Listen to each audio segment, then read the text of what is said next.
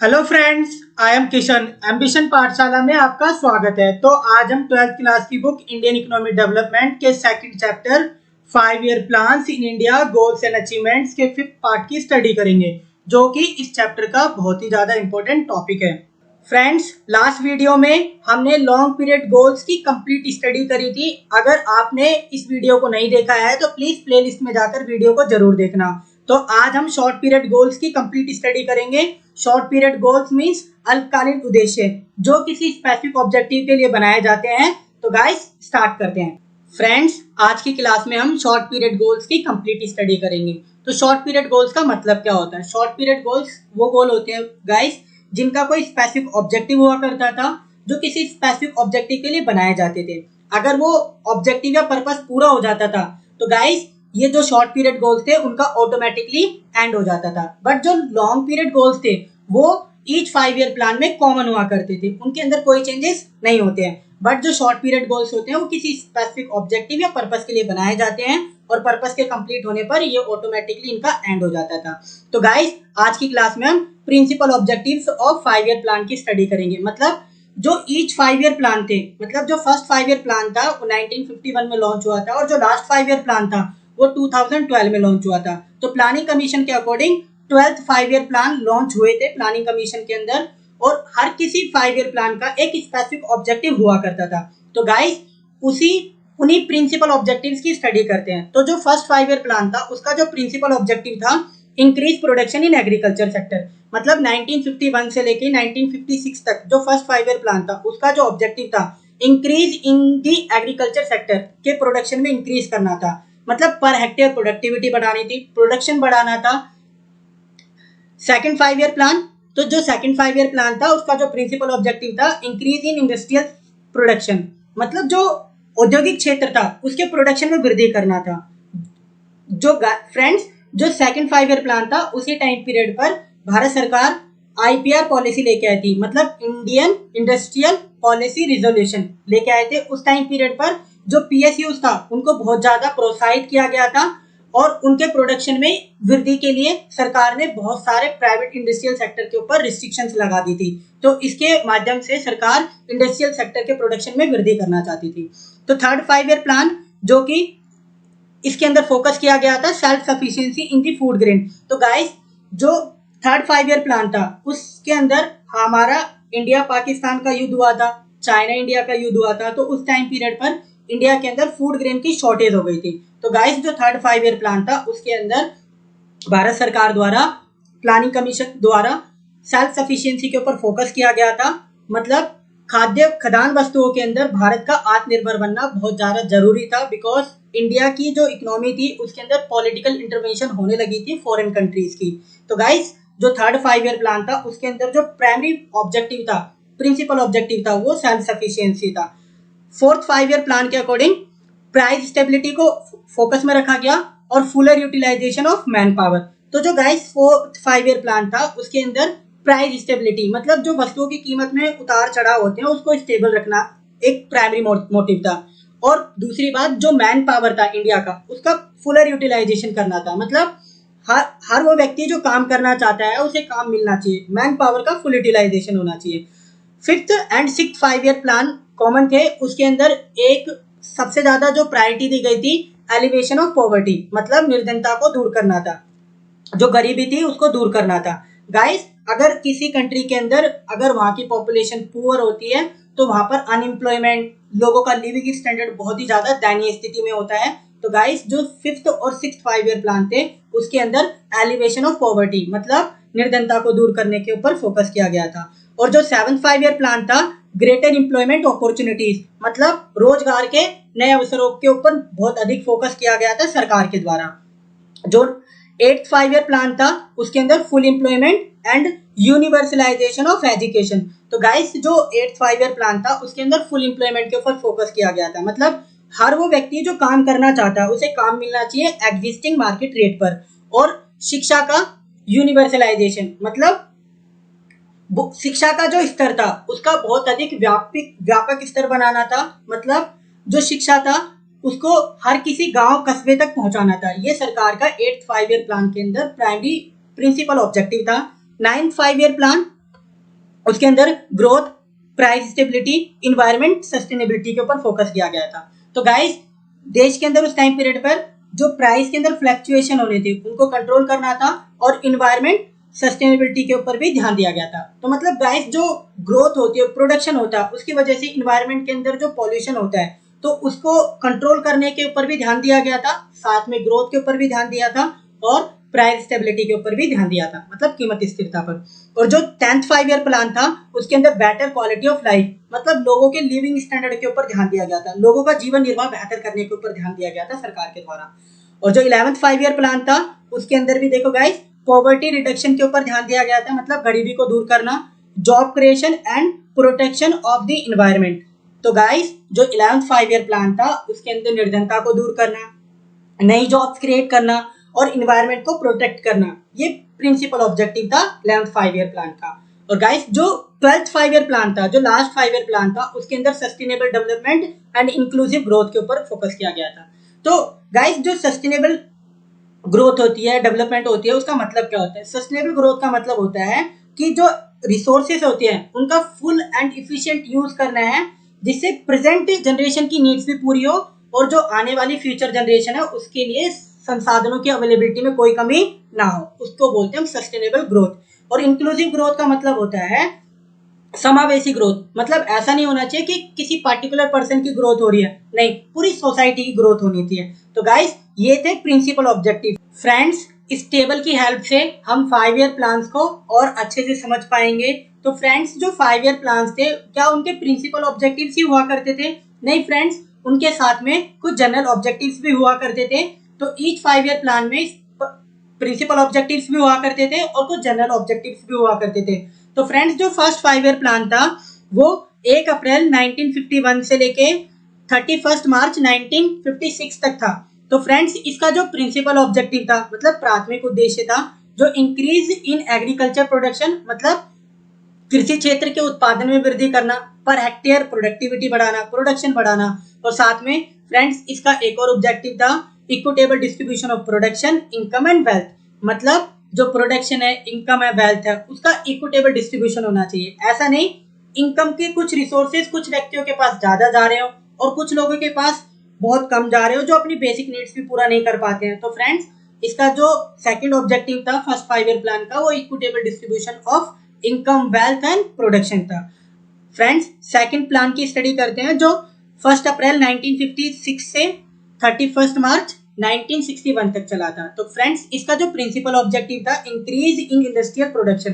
तो गाइस इसी time period पर आईपीआर मतलब इंडस्ट्रियल पॉलिसी रिजोल्यूशन भारत सरकार द्वारा इंट्रोड्यूस की गई थी। इसके तहत जो पीएसयू थे उन्हें प्रमोट करा गया था, इंक्रेज करा गया था और जो प्राइवेट सेक्टर था उसके ऊपर रेगुलेशन मतलब कंट्रोल किया गया था। और साथ में friends development of heavy industries, जो हैवी इंडस्ट्रीज थी उनकी डेवलपमेंट की गई थी।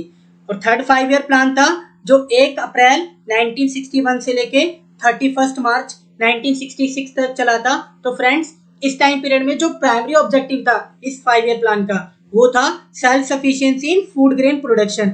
और गाइस इसके साथ में कुछ जनरल ऑब्जेक्टिव थे जैसे जनरल एम्प्लॉयमेंट ऑफ अपॉर्चुनिटीज, मतलब जो मैन पावर थी उसे रोजगार के अवसर प्रदान करना, और साथ में रिडक्शन इन इनइक्वलिटी, मतलब जो समाज के अंदर, सोसाइटी के अंदर इनइक्वलिटी पाई जाती है, मतलब असमानता पाई जाती है, अमीर और गरीब का अंतर पाया जाता है, उसको कम करना भी एक प्राइमरी ऑब्जेक्टिव था थर्ड 5 ईयर प्लान का। तो गाइस इस टेबल में फर्स्ट 5 ईयर प्लान की स्टडी की। अब नेक्स्ट टेबल पे चलते हैं। फ्रेंड्स जैसा मैंने बताया था जो 5 ईयर प्लान थे उसके कुछ प्राइमरी ऑब्जेक्टिव्स होते थे और कुछ जनरल ऑब्जेक्टिव्स होते थे। तो जो जनरल ऑब्जेक्टिव्स होते थे अकॉर्डिंग टू नीड बनाए जाते थे, तो जो वो 1 ईयर के भी हो सकते थे, 2 ईयर के भी हो सकते थे और 3 ईयर के भी हो सकते थे। तो फ्रेंड्स जो फोर्थ 5 ईयर प्लान था उसका टाइम पीरियड 1 अप्रैल 1969 से लेके 31 मार्च 1974 तक था। तो गाइस इसके अंदर जो प्रिंसिपल ऑब्जेक्टिव था accelerating the process of growth, मतलब विकास की गति को तेज करना, और साथ में प्राइस स्टेबिलिटी के ऊपर भी फोकस किया था। तो फ्रेंड्स प्राइस स्टेबिलिटी के ऊपर इतना ज्यादा फोकस क्यों किया जाता था 5 ईयर प्लान्स में? बिकॉज हमारे इंडिया के अंदर डिमांड एंड सप्लाई के अंदर कभी भी बैलेंस नहीं रहता, संतुलन नहीं रहता था, इसलिए प्राइस स्टेबिलिटी को बहुत ज्यादा फोकस किया जाता था ईच 5 ईयर प्लान में, मतलब इसको प्रायोरिटी में रखा जाता था। जो 5th 5 ईयर प्लान था उसका टाइम पीरियड 1 अप्रैल 1974 से लेकर 31 मार्च 1979 तक का था। तो इसके अंदर rising the living standard with focus on weaker section of the society, मतलब यहाँ पर लोगों के लिविंग स्टैंडर्ड में इंप्रूव करना था, बट स्पेशली फोकस किया गया था जो पुअर पीपल्स है उनका भी लिविंग स्टैंडर्ड बहुत ज्यादा इंप्रूव किया जाए, बिकॉज उस टाइम पीरियड पे इंडिया के अंदर बहुत ज्यादा पॉवर्टी थी। तो उन लोगों को पॉवर्टी से बाहर निकालना और उन लोगों का लिविंग स्टैंडर्ड बेहतर करना, इसके ऊपर फोकस किया गया था 5th 5 ईयर प्लान में। अब गाइस 6th 5 ईयर प्लान की स्टडी करते हैं। तो इसका टाइम पीरियड था 1 अप्रैल 1980 से लेकर 31 मार्च 85 तक का था। तो इसके अंदर रिमूवल ऑफ पॉवर्टी, मतलब पॉवर्टी का निवारण करना था, इसका अंत करना था। रिडक्शन ऑफ इनइक्वलिटी, मतलब जो सोसाइटी के अंदर असामान्यता है, रिच रिच बनते जा रहे थे, पुअर पुअर बनते जा रहे थे, तो उस इनइक्वलिटी को दूर करना था। डेवलपमेंट ऑफ इंफ्रास्ट्रक्चर, तो गाइस जब तक आप इंफ्रास्ट्रक्चर डेवलप नहीं करोगे तो एम्प्लॉयमेंट के नए अवसर क्रिएट नहीं हो पाएंगे, दूसरी बात पॉवर्टी कम नहीं हो पाएगी, तीसरी बात इनइक्वलिटी नहीं मिट पाएगी। तो गाइस 6th 5 ईयर प्लान पे रिमूवल ऑफ पॉवर्टी पे फोकस किया गया, reduction of inequality, development of infrastructure, इन तीनों पे फोकस किया गया था। तो गाइस 7th 5 ईयर प्लान की स्टडी करते हैं, जो कि 1 अप्रैल 1985 से लेके 31 मार्च 1990 तक चला था। इसके अंदर जनरेशन ऑफ एम्प्लॉयमेंट अपॉर्चुनिटीज, मतलब रोजगार के अवसरों के ऊपर फोकस किया गया था, लोगों को ज्यादा से ज्यादा रोजगार मिले, और increase in the agriculture productivity. यहाँ पर इस टाइम पीरियड पर भी जो एग्रीकल्चर सेक्टर था उसकी प्रोडक्टिविटी बढ़ाने के ऊपर फोकस किया गया था, प्राथमिकता दी गई। फ्रेंड्स, जो 8th 5 ईयर प्लान था उसका टाइम पीरियड 1 अप्रैल 1992 से लेकर 31 मार्च 1997 तक का था। तो इसके अंदर जो फर्स्ट ऑब्जेक्टिव था fuller utilisation of man power, मतलब मानव शक्ति का पूर्ण उपयोग करना था। At the end of century, मतलब 2000 तक मानव शक्ति का पूर्ण उपयोग करना था। और यूनिवर्सलाइजेशन ऑफ एलिमेंट्री एजुकेशन, मतलब जो शिक्षा थी उसको सर्वव्यापी बनाना था। थर्ड,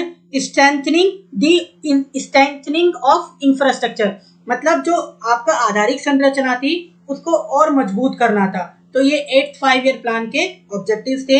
9th 5 ईयर प्लान जो कि 1 अप्रैल 1997 से लेके 31 मार्च 2002 तक चला था।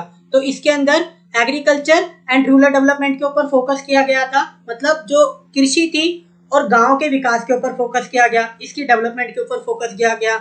और साथ में ग्रोथ विद प्राइस स्टेबिलिटी, मतलब विकास तो हो साथ में कीमत स्थिरता भी हो, मतलब वस्तु की कीमत में कोई परिवर्तन ना हो, उसके अंदर भी कंट्रोल करा गया। और जो थर्ड ऑब्जेक्टिव था checking the growth of population, मतलब जो जनसंख्या वृद्धि हो रही थी, कंटिन्यूअसली बढ़े जा रही थी, तो उसकी जो पॉपुलेशन ग्रोथ थी उसको नियंत्रण करना था, अवेयरनेस फैलाना था, जिससे जनसंख्या को नियंत्रण में किया जा सके। 10th 5 ईयर प्लान, इसका टाइम पीरियड 1 अप्रैल 2002 से लेकर 31 मार्च 2007 तक का था। तो इसके अंदर improving the quality of life through better health and education facilities and improving level of consumption. तो जो 10th 5 ईयर प्लान था जो 2002 से लेके 7 तक चला था, इसके अंदर improving the quality of life, मतलब जो जीवन स्तर है, लोगों का जो लिविंग स्टैंडर्ड है उसको इंप्रूव करना था, एजुकेशन फैसिलिटीज बढ़ाना था और कंजप्शन को बढ़ाना था, जिससे लोगों का लिविंग स्टैंडर्ड बढ़ सके, लोगों की क्वालिटी, लोगों की गुणवत्ता, जीवन निर्वाह की गुणवत्ता बढ़ सके, इसके ऊपर फोकस किया गया। और जो सेकंड ऑब्जेक्टिव था reduction in the inequality through inclusive growth, तो मतलब यहाँ पर जो समाज के अंदर, सोसाइटी के अंदर जो असमानता पाई जाती है उसको कम करना था, साथ ही साथ इंक्लूसिव ग्रोथ के ऊपर भी फोकस किया गया, मतलब समावेशी विकास, मतलब सब लोगों का विकास होना चाहिए, पार्टिकुलर एक सेक्शन का विकास नहीं होना चाहिए, सोसाइटी के अंदर सारे सब पीपल्स का एक साथ विकास होना चाहिए। तो ये 10th 5 ईयर प्लान के ऑब्जेक्टिव्स थे। 11th 5 ईयर प्लान का जो टाइम पीरियड था 1 अप्रैल 2007 से लेके 31 मार्च 2012 तक का था। तो इसके अंदर multiple targets converting not only growth but also poverty reduction, मतलब जो ग्रोथ थी उसके विभिन्न ऑब्जेक्टिव्स रखे गए, प्लस में पॉवर्टी रिडक्शन के ऊपर भी फोकस किया गया, मतलब गरीबी को दूर करना है और ग्रोथ के बहुत सारे ऑब्जेक्टिव्स रखे गए। Second, improving the quality of education and public health services, मतलब जो शिक्षा था उसके स्तर में वृद्धि करना, मतलब जो हमारी एजुकेशन सिस्टम है वो एक तरीके से थ्योरेटिकल है, उसके अंदर प्रैक्टिकल नॉलेज नहीं दी जाती, तो उसकी क्वालिटी में कुछ इंप्रूव करना, प्लस में जो पब्लिक हेल्थ सर्विसेज है उसके अंदर भी इंप्रूव करना। Third, strategy of second green revolution. तो इस टाइम पीरियड में 11th 5 ईयर प्लान में एक जो ऑब्जेक्टिव लाया गया था, बहुत विशेष ऑब्जेक्टिव था, सेकंड ग्रीन रिवोल्यूशन के बारे में सोचा गया था। Fourth, generating higher quality of jobs, मतलब जो स्पेस प्रोफेशनल जॉब्स थी उनको जनरेट करा गया, उनके अंदर वृद्धि की गई। Fifth, protection of environment. Guys, जब डेवलपमेंट होती है, इंडस्ट्रीज की संख्या बढ़ती है, तो इन्वायरमेंट पॉल्यूट होता है, मतलब उसको हार्म होता है, उसकी वजह से जो इन्वायरमेंट है, पॉवर्टी है, उसकी गुणवत्ता में कमी आती है, तो उसको भी प्रोटेक्ट करने के ऊपर फोकस किया गया। और गाइस, जो लास्ट 5 ईयर प्लान था, 12th 5 ईयर प्लान, उसका टाइम पीरियड 1 अप्रैल 2012 से लेकर 31 मार्च 2017 तक का था। तो इसके अंदर faster, sustainable and more inclusive growth के ऊपर फोकस किया गया था। तो गाइस, जो सस्टेनेबल ग्रोथ मतलब धारणीय विकास का मतलब होता है कि जो प्रेजेंट नीड्स है पॉपुलेशन की, उसको पूरा किया जाए without affecting the availability of resources for future generation, मतलब फ्यूचर जनरेशन के लिए रिसोर्सेज की कोई कमी नहीं होनी चाहिए, प्लस में प्रेजेंट जनरेशन की नीड्स भी पूरी हो जाए, इसको बोलते हैं सस्टेनेबल ग्रोथ। और इंक्लूसिव ग्रोथ का मतलब होता है समावेशी विकास, मतलब सब लोगों का एक साथ विकास हो। तो गाइस, जो 12th 5 ईयर प्लान था उस टाइम पीरियड पे सस्टेनेबल ग्रोथ को बढ़ावा दिया गया था और साथ ही साथ इंक्लूसिव ग्रोथ के ऊपर भी फोकस किया गया था। तो गाइस, आज हमने शॉर्ट पीरियड गोल्स की कंप्लीट स्टडी की है। तो फ्रेंड्स, अगर आपको हमारे चैनल की वीडियोस अच्छी लगती है तो वीडियो को लाइक करें, शेयर करें, चैनल को सब्सक्राइब करें, and for more latest updates please press the bell icon. Thanks to all for watching.